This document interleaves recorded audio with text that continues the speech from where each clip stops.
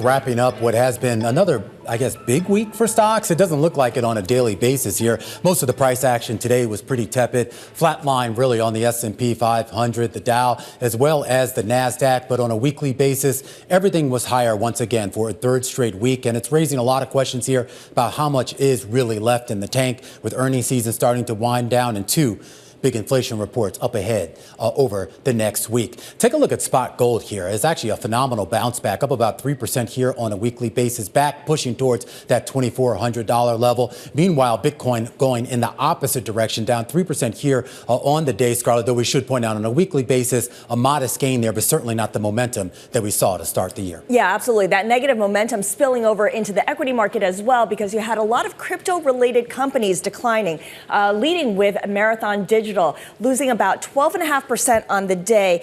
This is the Bitcoin mining company. It did post record earnings, but its revenue came in a little bit lighter than what analysts had expected, in part because equipment failures as well as weather-related disruptions held back some sales at the company. On the flip side, you have Novavax, as you can see, doubling in value on the day, although at one point it gained as much as 146%. Either way, this is a record advance on a one-day basis for this company.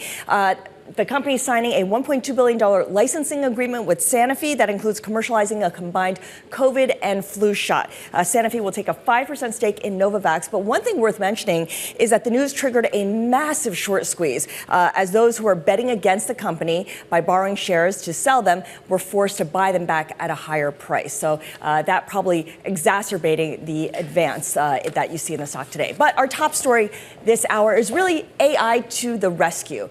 At workplaces where employers look to increase worker efficiency and now outsource mundane tasks to some keystrokes and the click of a mouse, and also at home where consumers are buying clothes online and struggling to figure out what size to order.